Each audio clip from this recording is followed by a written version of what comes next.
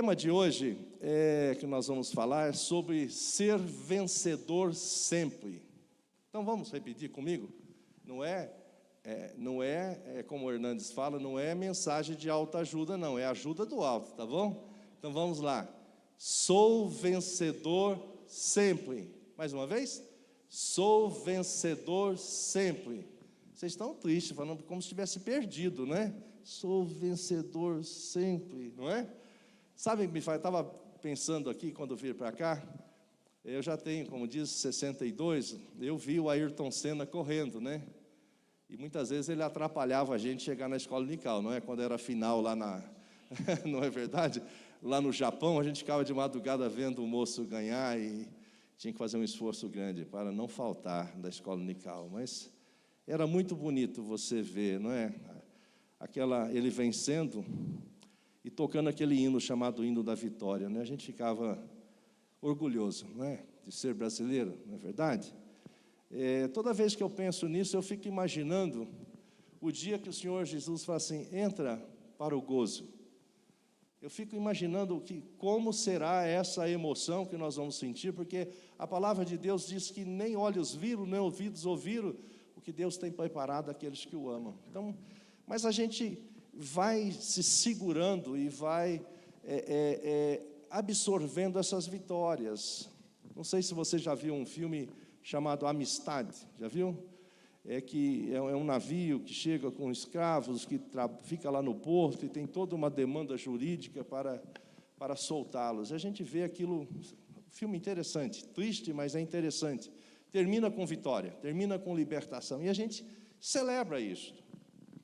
Por causa da minha idade, eu vi o Brasil ser tetra, penta. Está faltando o hexa, né? Está engarranchando o hexa aí, mas eu vi esses três, e é gostoso, é muito interessante a gente ver.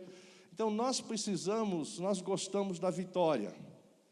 E o que é vitória? Vitória é superação, é você cumprir uma etapa e celebrar. É importante você celebrar. Você lê na Bíblia que todo o povo de Israel, quando vencia uma etapa, eles faziam marcações, não é? Quando passaram a terra de Canaã, colocaram as 12 pedras, eles celebravam. A gente precisa celebrar, celebração é um ato de gratidão a Deus, porque a gente conseguiu vencer uma etapa, não é? É muito interessante, a gente já é um vencedor nato, todos somos vencedores de natureza, porque você sabe que o seu espermatozoide foi o vitorioso, né? Foi uma corrida tremenda, e o seu chegou lá e venceu e compôs lá com o óvulo da nossa mãe e que fez a gente nascer. Então, nós já somos vencedores de natureza. Eu tive um parto forte, segundo a minha mãe, que foi complicado, mas assim mesmo venci, não é? Estou aqui, não é verdade? Então, a gente precisa ver isto. A gente aprende que o salário do pecado é a morte, não é? A gente acompanha tudo isso, mas Jesus nos deu vida e vida eterna. Isso é muito interessante a gente perceber. Mas a gente fica olhando todos esses momentos de vitória, mas muitas vezes na nossa caminhada a gente vai acumulando dissabores. Não sei se você já teve isso ou tem isso, não é? Todos aqui eu acho que ganham, estou falando, pode ser que eu esteja errado, né? Ganham menos do que gostaria, não é? Gostaria de ter um salário 2 vezes mais, 3 vezes mais, né? Todos aí começaram a ficar alegres, tá vendo? Um tema interessante, não é? Então a gente sempre gostaria de ter algo mais, mas você... fazer o quê? Você está empregado, glória a Deus, é uma vitória e a gente vai caminhando desta forma. Então a gente não vive esse momento de vitória entendendo que a nossa maior vitória já foi vencida por Jesus. E olhando para o alvo da soberana vocação de Deus que está em Cristo Jesus. Nesta caminhada nossa, a gente tem muitos altos e baixos, e muitas vezes mais baixos do que altos. E a gente tem uma vida meio sem sal, meio sem graça. E muitas vezes, quando as pessoas olham para nós, ao olhar para nós, ela não é estimulada a ver Jesus em nós. Mateus 5,16 muitas vezes não está eficaz na nossa vida. A nossa vida não está brilhando como deveria, porque as pessoas deviam olhar para nós e dizer assim, o que você tem? Você tem algo que eu não tenho, o que você tem? O que você está fazendo para ter isto? Isso deveria ser o exalar do bom perfume de Jesus em nós. Isso devia ser o resultado de sermos sal e luz, como o Senhor Jesus disse que nós somos. Por que que isso acontece? Por que que a gente acaba não esboçando esse sentimento, transcendendo, exalando, transparecendo na nossa mente, no nosso rosto, esse sentimento de alegria e de vitória? Porque a gente não consegue desprender de algumas coisas. Segundo as pessoas que estudam, os especialistas que estudam o ser humano, a relação humana, o psique humano, eles afirmam que mais de 60% do nosso tempo a gente gasta envolvido com o passado. E é verdade, se você olhar isso, todos nós crescemos numa família, glória a Deus por isso, né? Todos nós temos que nascer numa família, mas os nossos pais, por mais que eles tentaram acertar, eles erraram muitas vezes. E muitas vezes na geração que eu cresci, os pais não pediam desculpa não, não pediam perdão não, pelo menos os meus não é? Então, todos nós vamos acumulando, é como se a gente fosse sendo amassado emocionalmente. O pecado já nos fez isso.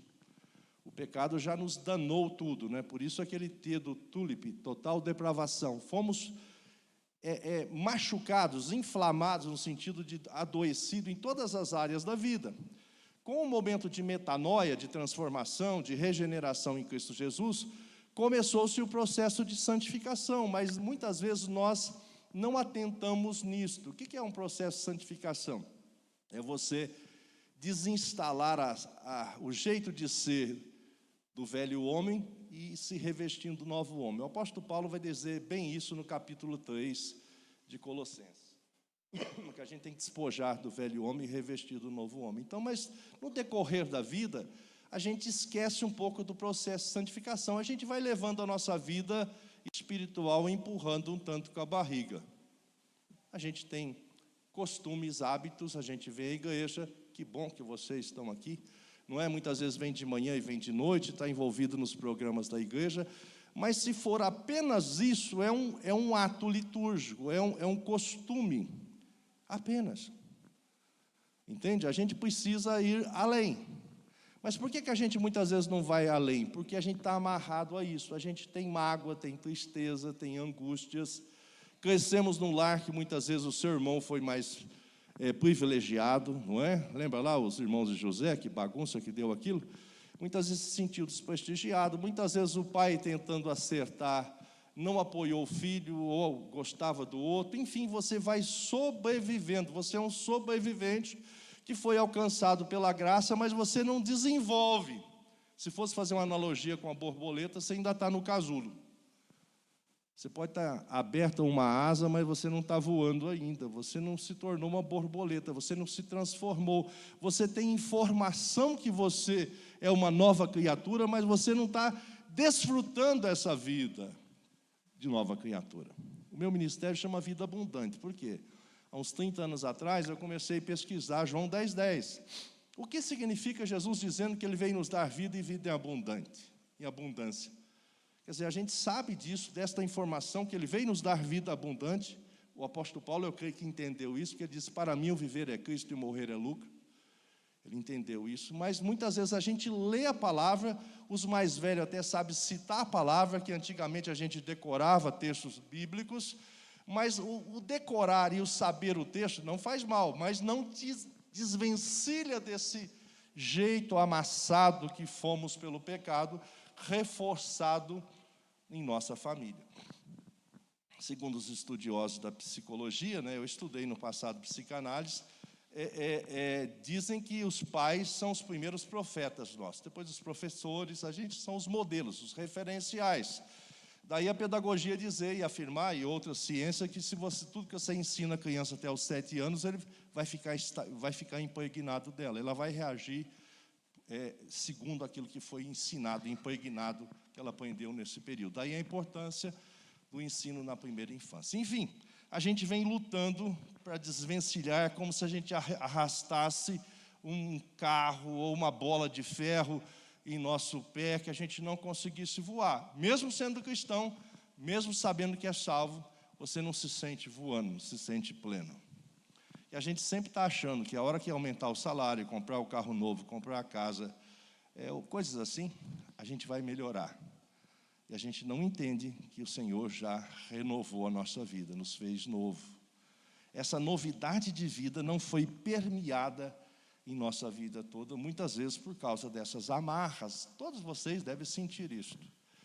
Esses mesmos especialistas falam que a gente gasta mais quase 30%, de 25% a 30%, pensando no futuro. E até um jeito de você dar uma sublimada na sua vida. Você faz uma projeção. Muitas vezes uma projeção desconecta da realidade. É comum isso acontecer no dia 31 de dezembro, não é? A gente começa dizendo assim, o ano que vem eu vou emagrecer 15 quilos, não é? Eu emagreci uns anos atrás, estou precisando emagrecer mais 15. Mas a gente já erra no primeiro dia, né? No primeiro dia a gente fala, hoje eu vou comer, né? Hoje é o primeiro dia do ano. Quer dizer, você acabou de prometer no dia 31 que emagrecer, mas no dia primeiro você já come muito, não é? Enfim, pelo fato de fazer uma projeção, não quer dizer que isso vai acontecer. Se a gente fizer repetir o que você fez o ano passado nesse ano, o resultado vai ser igual ou menor. Então não é pelo fato de você fazer uma projeção aleatória e não fazer nada para alcançar aquilo que vai mudar. Então a gente fica com dois problemas. A gente está arrastando o passado, que nos atrapalha, e a gente está frustrado com o futuro que você projetou aleatoriamente e obviamente que ele não vai acontecer. E esses mesmos especialistas dizem que você só envolve 10% do seu tempo, da sua atividade, das suas forças no presente. E é no presente que você pode mudar. E eu queria convidar você hoje, exatamente agora, para que hoje nós estamos no nosso presente, esse é o nosso tempo, que você permitisse que essa palavra adentrasse o seu coração, e essa palavra possa permear, grudar, jungir, de forma que ela possa gerar em você um novo jeito de pensar. E esse novo jeito de pensar gerasse em você novas atitudes. E essas novas atitudes fundadas na palavra de Deus, que é a palavra de Deus, vai fazer transformações. Não serão mágicas, mas serão passo a passo. Ok?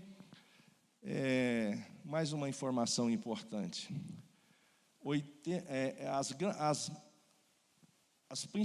As demissões, no mundo geral, as demissões, eu estou falando isso dos CEOs das empresas que eu estudo, acontecem, as demissões, 15% é por causa de capacidade técnica, 80%, 85% é por causa de não adaptação, de falta de relacionamento, de não saber se encaixar quando é liderado ou quando lidera. O líder não dá conta de formar uma equipe, e o liderado muitas vezes não dá conta de relacionar, produzir. Então veja a importância do nosso psique e de como a nossa mente funciona positivamente e negativamente. Esses homens do qual eu falo têm mestrado, doutorado, pós-doutorado, MBA, e mesmo assim eles não conseguem se libertar desse velho homem,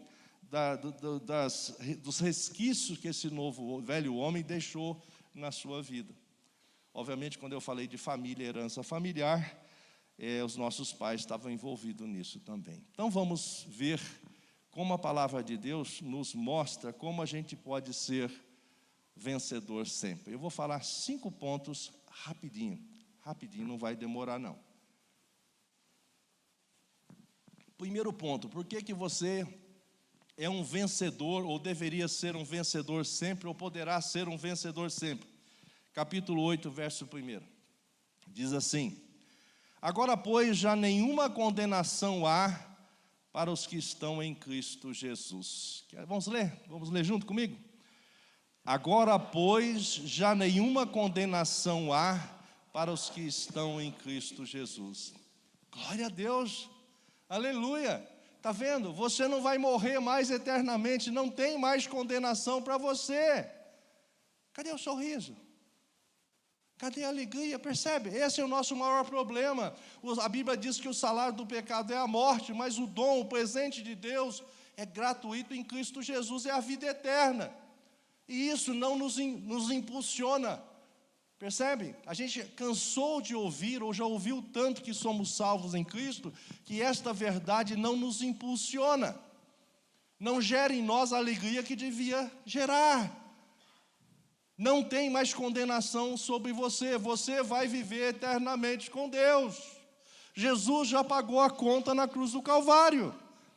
Glória a Deus. Amém? Vocês não estão animados, irmãos? Essa é uma verdade eterna. Essa é uma verdade transcendental. A gente gosta, a nossa mente é mais cartesiana, né? A gente gosta de fazer conta. Vou usar você, o casal aí, de exemplo, tá bom? Vamos supor que algum motivo acontecesse com você, você tivesse que pagar $1 milhão hoje até meia-noite.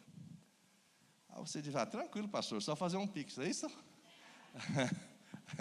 Ou você podia olhar para trás e dizer, os irmãos vão me ajudar, não é?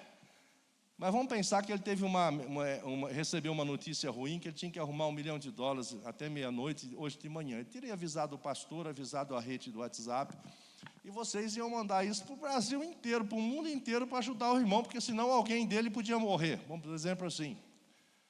Mas agora, já no culto, alguém falava assim, só tem $500 mil. Eu falava, irmão, você é muito amado, rapaz, conseguiu $500 mil.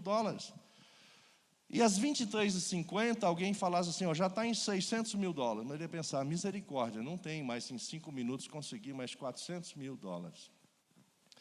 Mas às 23h59, o cara que está te ajudando a levantar fundos, fala assim, irmão, chegou um Pix aí. Chegou um Pix, completamos $1 milhão, você não vai morrer mais, o seu problema não vai mais acontecer. Como é que você transmitiria esta mensagem para a igreja? Glória a Deus, irmãos, olha, Deus fez um milagre, olha, eu consegui $1 milhão, não vou mais morrer mais, a minha família vai ser liberta. Não seria assim? Está vendo? A gente fica tão alegre por $1 milhão, que eu acho que eu teria que viver umas 10 vidas para conseguir isso. Será? Eu acho que é mais, né? Pelo que eu tenho. A não ser que Deus queira me dar, mas não vejo como. A gente ficaria muito feliz e alardearia isso para o mundo inteiro, que alguém nos doou, que conseguimos levantar $1 milhão, mas a gente não se alegra igualmente, porque o Senhor Jesus pagou a nossa conta impagável na cruz do Calvário. Percebe isso? Isso faz uma grande diferença na nossa vida, irmão, porque o espiritual rege o nosso emocional, e o nosso emocional rege o nosso corpo. Por isso que nós estamos vivendo na geração mais psicossomatizada que existe. O que é isso? A nossa mente está adoecendo o nosso corpo. Percebe? Eu não estou criticando você caso você tenha remédio, mas muitos de nós estamos tomando remédio para dormir, remédio para acordar. Percebem? Parte desta cura, hoje a neurociência tem trabalhado muito, mostrando que a pessoa que ora, a pessoa que lê a Bíblia, a pessoa que faz devocional, acessa os lóbulos, aqui que eu não vou entrar na parte técnica, e você se dispõe, você que glorifica a Deus, você que louva a Deus, você que é alegre, você tem menos predisposição de ter câncer. Isso a neurociência está mostrando isso. E a Bíblia já nos revela. Mas as coisas têm acontecido tanto conosco que a gente pode ouvir isso e a gente fica assim, E eu fico pensando, o que aconteceu conosco? Eu tenho uma ideia. Quando eu era criança, eu via minha mãe tirando poeira de móveis. Eu achava aquilo tão estranho. Olhava a mesa, estava limpa, ela limpava a mesa. Você não podia falar nada, ela me dava um cocão, eu ficava quietinho, né? Só pensava. Mãe era brava, né? Então, aí nós viajamos um período e a gente voltou depois de 15 dias, eu vi uma camada de poeira em cima da mesa. Aí eu percebi que poeira de cada dia sendo amontoada vira uma camada. Irmãos, a gente vive no mundo, não tem outro lugar para viver, né? A gente é influenciado pelo mundo. Nós somos empoeirados pelo mundo, pelos valores do mundo, pelo jeito de pensar do mundo, pela alegria do mundo, pela celebração do mundo. E a gente não percebe, mas a gente não tem... A minha mãe limpava todo dia, passando um pano úmido. A gente não passa o pano úmido na poeira do mundo.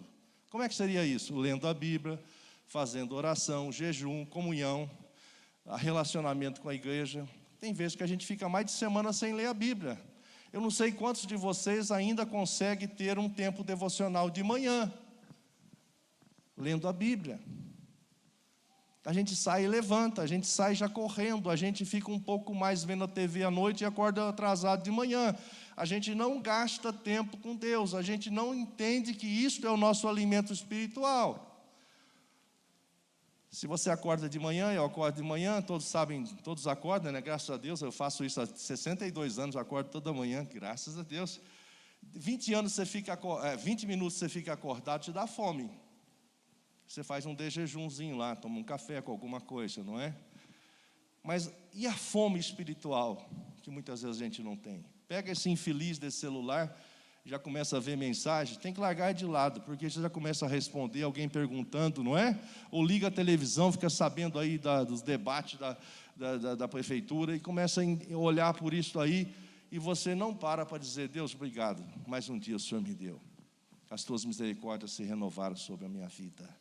Louvado seja o Senhor, glorificado seja o Senhor. Percebe? Mesmo que você acordou com dor nas costas, mesmo que você acordou lembrando que tem um boleto para pagar e não tem dinheiro. Louvado seja o Senhor me deu a vida e eu estou vivo. Percebe? A gente muitas vezes acorda já injuriado, reclamando, pensando em outras coisas, desejando o que o ímpio tem, não é? Dá uma lida no Salmo 73, você vai ver o Asaf reclamando lá. Ele reclama até o versículo 14, depois ele começa a dizer assim, eu era um irracional na tua presença. Muitas vezes a gente está como Asaf, olhando para o vizinho, olhando para o que o outro tem, dizendo, esse é um ímpio, ó, esse faz trambique, e ele tem um carro mais novo que o meu. Mas a gente esquece, por quê? A poeira do mundo tem tirado os nossos olhos da eternidade, nós somos eternos, e nós estamos aqui de passagem.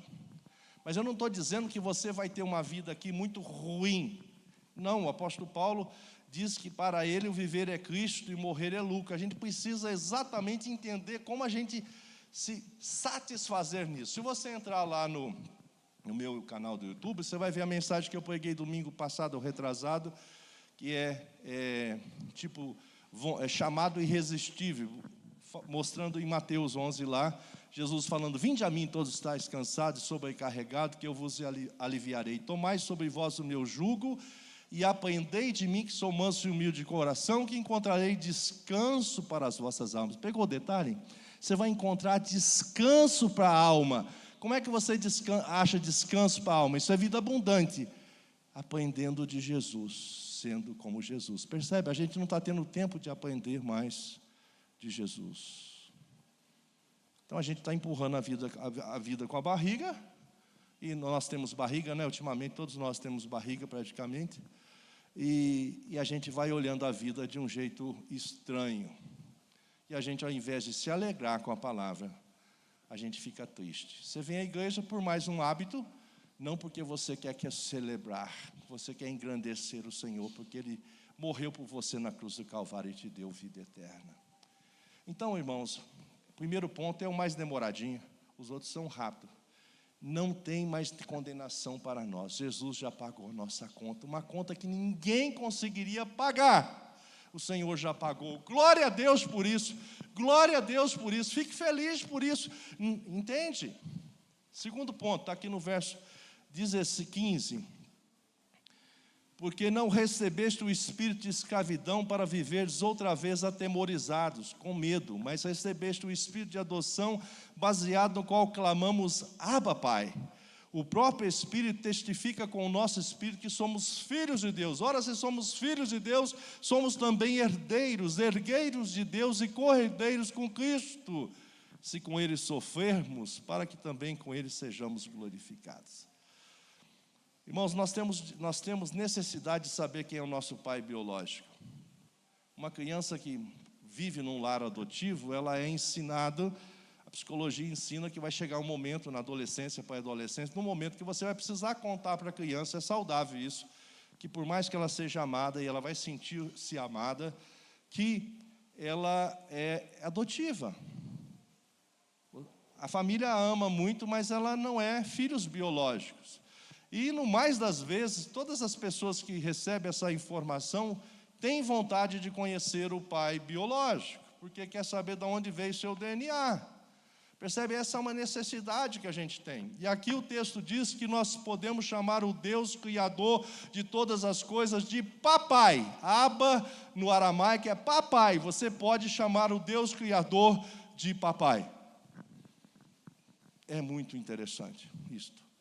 É tremendo isso. Isso preenche vazios emocionais, lacunas emocionais na nossa vida. Se você conversar com quem não sabe quem é o Pai, existe aí uma necessidade a ser preenchida. Nós podemos chamar o Deus Criador de Pai. E o texto sagrado diz também, vocês que são maus, se um filho pedir pão, você não vai dar pedra, se pedir um ovo, você não vai dar um escorpião, você não vai dar uma cobra, quanto mais eu. Então nós podemos nos aninhar nos braços do Pai. O rei Davi, ele exprime isso de um jeito interessante, dizendo que ele, no recôndito, ele coloca o Deus como fortaleza, rochedo, socorro bem presente na tribulação. Nós podemos nos aninhar em Deus. Isso é muito importante, é muito interessante você saber que você é um vencedor sempre que você pode chamar o Criador dos céus e da terra de Pai. Percebe? Até hoje, e a ciência vai continuar descobrindo, né? Eu estudei na história antiga lá, no mundo antigo, o cientista mais renomado contou nas estrelas do céu de 777 estrelas, o homem era chamado Kepler. Ele foi um genial na época. A gente sabe que só na nossa galáxia tem mais de 100 bilhões de estrelas, e Deus as chama pelo nome, e nas outras galáxias. Então, esse Deus Criador, você pode chamar de Pai. Esse Deus que mantém o universo nas mãos, você pode chamar de Pai. Percebe? Olha o que a gente deixa passar na nossa falta de comunhão. Essa criança deitada ali no colo da mãe não está preocupada com boleto, com nada. Quem é de direita ou de esquerda, quem vai ganhar a eleição da Prefeitura de São Paulo, ela está ali alinhada tranquilamente. Ela não está preocupada com alimentos, com pagar conta. Não que os pais não façam isso com graça, mas o nosso Deus, a Bíblia diz que Ele é perfeito, faz isso melhor. Ele sabe de todas as nossas necessidades. Percebe? Somos nós que não estamos acessando esta comunhão terna com Deus. Quando eu tinha 38 anos, eu estava ministrando para casais num lugar, falando do amor, da necessidade do amor, e me veio à mente, eu tentei, deu um insight. Eu falei, eu não lembro do meu pai ter falado que me amava. Procurei na mente, não veio na mente, na memória, nenhuma vez de ter ouvido ele falar que me amava. E aquilo Meu pai era um homem mais seco, não é? Um portuguesinho de 1,70 m. Mas a história dele também é complicada. Ele veio para o Brasil, o pai dele morreu, ele tinha 4 anos, com 11 anos... Ele já cuidava de um pedaço de terra. A minha avó casou de novo, já tinha mais 7 filhos, depois de um tempo com o outro português, e ele era um dos 4 do primeiro marido.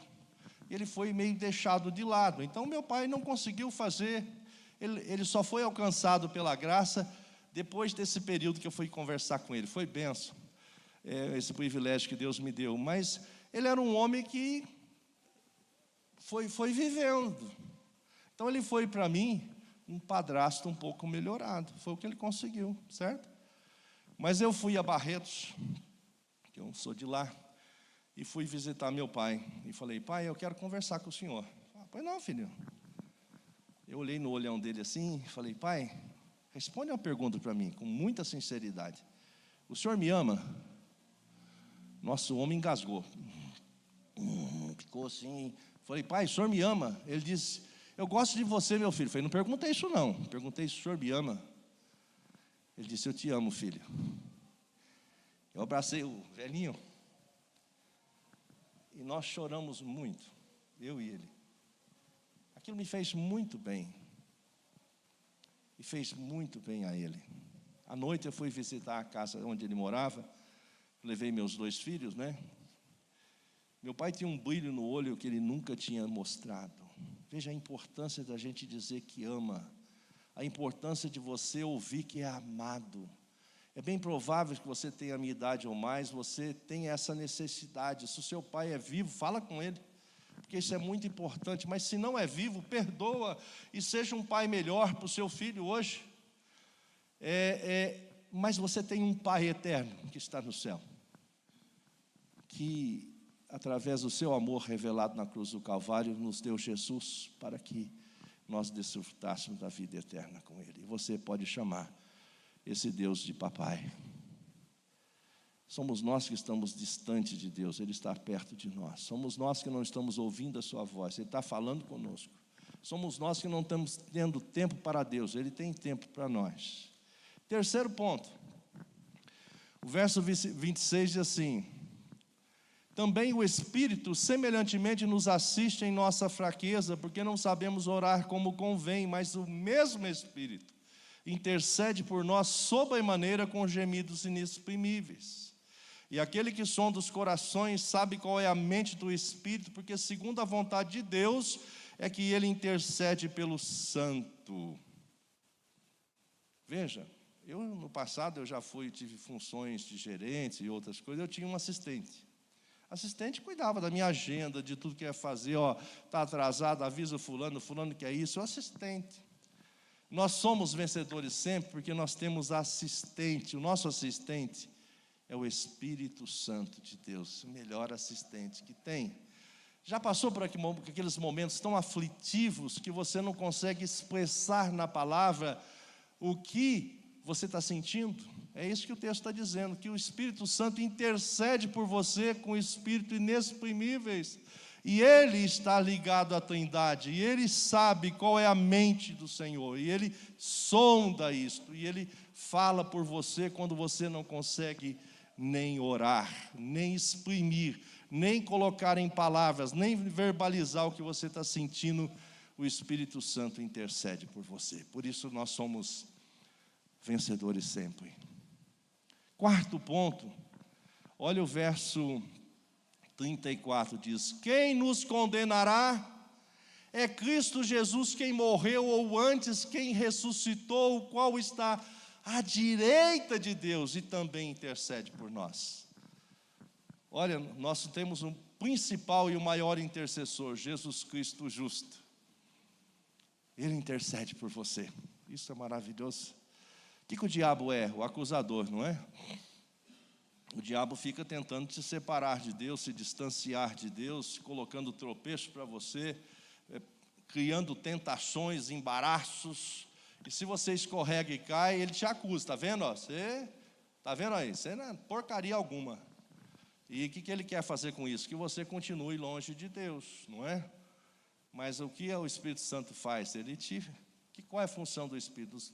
Nos ensinar, não é? Nos revelar, nos convencer do pecado, da justiça e do juízo de Deus. Então ele nos leva ao arrependimento. E você vai dizer para Satanás: arreda Satanás. Porque Jesus vai dizer diante do Pai que está no céu, outra pessoa da Trindade: Pai, eu já paguei os pecados dele na cruz do Calvário. Lembra quando Jesus morreu na cruz? Ele disse tetelestai, ele diz está consumado, está pago. Primeira carta de João, capítulo 8, versos 9, diz assim: se você confessar os vossos pecados, Ele é fiel e justo para nos perdoar os pecados e nos purificar de toda a injustiça. O verbo que está lá no grego confessar é o verbo homologel, que no português dá homologar. Não sei se já trabalhou mais que anos em alguma empresa e saiu, você tem que fazer uma homologação trabalhista. Você chegou diante do juiz do trabalho com o representante dos funcionários e o representante da empresa e mostrou-se um valor lá dizendo: vocês estão de acordo? Estão de acordo. O juiz classista bateu, o juiz do trabalho bateu lá, assinou e disse: está homologado. Segundo o nosso Estado de Direito, o que foi homologado diante do juiz, em concordância entre partes, não se pode pleitear de novo, você não pode reclamar de novo. Então, o que Jesus está dizendo? Onde está escrito confessar pecados, homologar pecados. Olha que coisa linda, e tremenda e profunda. Então, quando você confessa o seu pecado, você está homologando com Jesus. Você está requerendo o que Jesus disse lá na cruz do Calvário, tetelestai, está pago, está consumado, ninguém deve mais nada. Então, quando o diabo vier te acusar, você fala, arreda, Satanás, já está homologado, já está pago. Isso tem que te dar alegria, irmãos. Jesus é o nosso intercessor. E por fim, o verso 38 e 39, diz assim, porque eu estou bem certo de que nem morte, nem vida, nem anjos, nem principados, nem coisas do presente, nem do porvir, nem poderes, nem altura, nem profundidades, nem qualquer outra criatura poderá nos separar do amor de Deus que está em Cristo Jesus, nosso Senhor. Você é vencedor sempre? Também porque nada e ninguém pode te separar do amor de Cristo. Glória a Deus, aleluia. Nada e ninguém, se o diabo pudesse nos separar de Cristo, é o que ele ia fazer. Jesus diz, e João registra, que ninguém vem a ele se o Pai não enviar, e aquele que o Pai enviou, ninguém pode tirar da sua mão. Glória a Deus por isso, irmãos. Recapitulando e finalizando, somos vencedores sempre, fala comigo aí, somos vencedores sempre porque não tem mais condenação sobre nós, não é? O nosso Deus, o Deus eterno é o nosso Pai. Nós temos a assistência do Espírito Santo de Deus, nós temos como intercessor Jesus Cristo justo, nosso Salvador, o nosso Senhor. E por fim, nada e ninguém pode nos separar do amor de Cristo. Aleluia, glória a Deus. Você ainda não está feliz, você ainda não está alegre com isso? Que Deus possa firmar essa palavra no seu coração. Irmãos, tem dia que eu leio esse texto inteirinho, toda manhã eu preciso lembrar disso sempre, que nada e ninguém vai me separar do amor de Cristo, que o Senhor já disse, não tem mais condenação sobre você. Tem dia que o dia está complicado, a semana ficou difícil, parece que reviraram tudo de cabeça para baixo, mas você diz assim, o Espírito Santo intercede por mim, eu não sei nem por onde orar, começar a oração, mas o Senhor, o Espírito Santo ora, e junto comigo ora o Senhor Jesus, que é meu intercessor, e me dá a certeza e convicção que ninguém pode me separar do seu amor. Isso é maravilhoso. Que Deus te abençoe, que você saia daqui hoje pegando fogo, irradiando, viu? Que quando você entrar lá no seu prédio, você mora em algum prédio, os vizinhos passou um fogo aí, entendeu? Alguma coisa aconteceu aqui que está queimando aqui, e vão querer saber o que é. Aí você vai dizer, eu sei, Jesus Cristo mudou meu viver, e pode mudar você também. Amém? Que essa seja a nossa alegria, e que essa seja a nossa mensagem, e não só a mensagem, mas que as pessoas possam ver isso em nossas vidas. Amém? Lembra disso amanhã, quando estiver no metrô, quando alguém pisar no seu pé, tá bom? Exale o bom perfume de Jesus. Quando o motorista vê você chegando e fecha a porta e vai embora, você fala assim, oh, abençoado, não é verdade? Lembra disso, não é? Lembra sempre. E por onde você for, exale esse bom perfume de Jesus. Amém?